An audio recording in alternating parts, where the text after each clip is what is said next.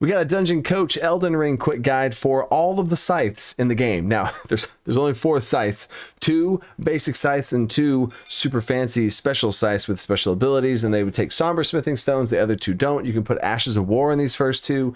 A lot of these are going to fit your playstyle. Whichever scythes you like better, you can choose better. I'm going to show you where you can get them all, and then we can go from there. So first off, we're going to look at each of these scythes, then I'll show you the locations to each of them in the order I show you. Here's the first scythe, and it's called Scythe. It's the most basic one, but don't let it fool you. It's actually has really good damage. You can upgrade it to a plus 25, all that good stuff. It takes Ashes of War, everything. And then you got the Grave Scythe. Oh my gosh, this one is just so sick. Grim Reaper times 10. Let's go. Absolutely love this scythe. You can get multiple of these ones too. You can farm them. This drops off of a farmable mob. So there's that one. Then you got some special ones here with the Halo Scythe that has a ranged attack on it. I'll go ahead and show you that now. This one has an actual, when you fight with it, it slings these rings. But you probably already know that by now. They deal holy damage, all that good stuff. And then we finally have the Winged Scythe, which, my gosh, this one might be, has one of my favorite weapon arts to it. This thing right here. Absolutely amazing, especially for newer players. I was sucking, and this is extremely powerful. It has a lot of hyper armor to where you can't get blocked out of it. Now, you do still take damage while you're doing this thing, but it is nuts. The second swing, the second attack on this is absolutely crazy. But this quick guide is all about getting you these items. Then you can figure out which ones you want. There's other channels that break down all the math on it and stuff, but I'm here to give you a quick guide on how to pick them all up. So let's get them in order. Scythes up first. Let's go. All right, from the start of the game, we're going to go from Limgrave all the way up here into Lernia, but it's just right here. You're going to keep traveling on this road. I have a whole video on the side.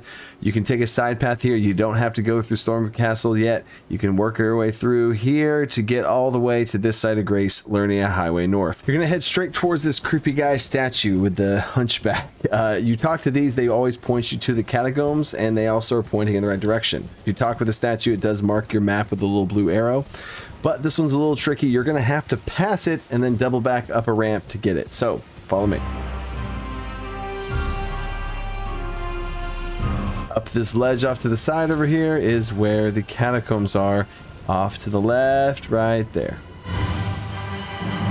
Here is the death run to the scythe, because it literally is a death run. This is already up right now.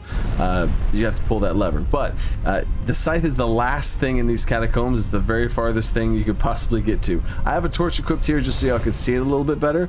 There's a lot of enemies along the way that I'm just going to entirely avoid.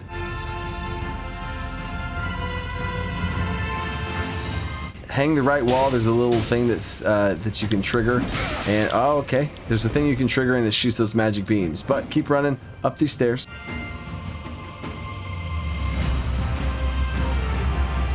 And it's off here and to the left. There's where I died previously.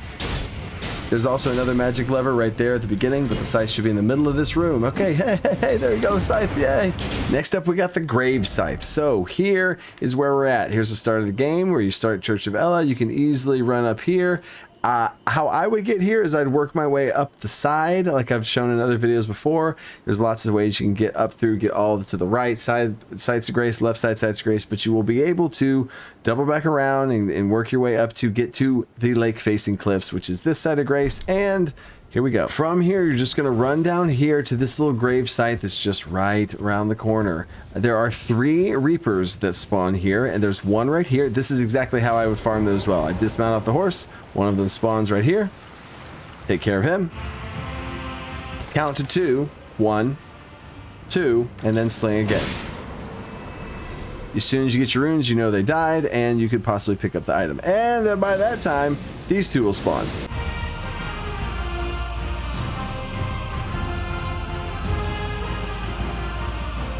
And kill those 2, and you can easily farm those over and over again. See what you pick up. Look for those little white energy that comes out of them, see if they actually drop it.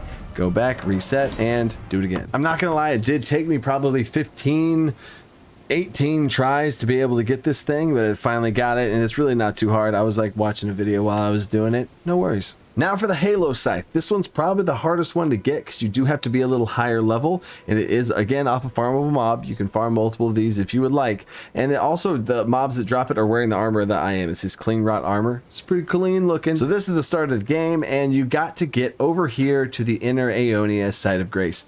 There's multiple ways to do this. The first way you could do is to go from the start of the game, work your way up to the left over here, and take this path all the way along. I've done videos on here. There's other things you can get along the way right here as well. Drop down and you can easily get on into this Inner Aeonia site. Or if you go to the Third Church of America and you have some of these sites over here from all the farming you can do, this is the room farming spot I did a video on, you can easily work your way down here as well, and then you're gonna have to get to this little gully to drop into this little blood pool, super creepy area. But here's where we're gonna teleport. Now here's the important part.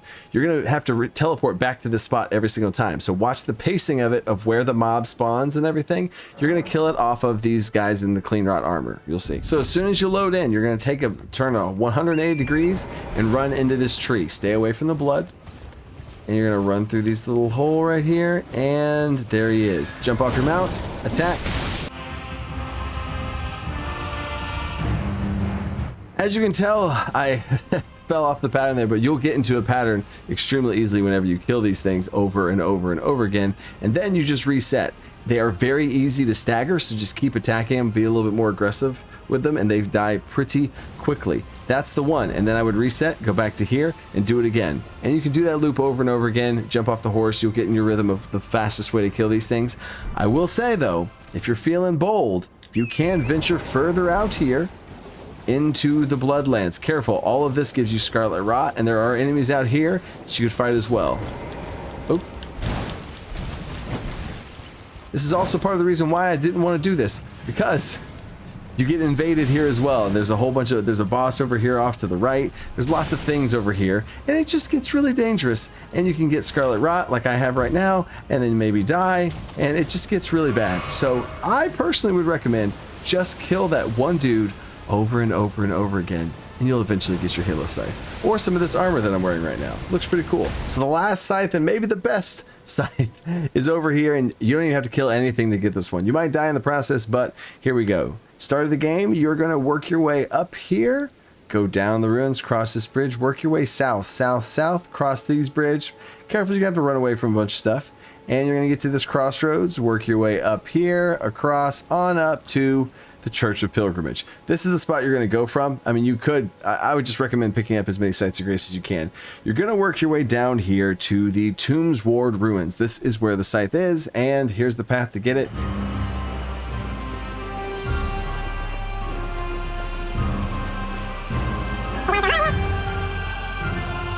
Go down this little hole right here. There's going to be a bunch of bad guys in here. You can ignore them all unless they stab you.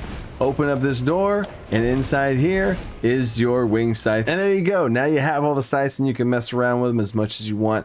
One of my favorite setups that I used for a while, I'm just now switching away from this. I'm working on some different builds here that I'll be making videos on. But these two scythes, wing scythe in the main hand, grave scythe in the offhand.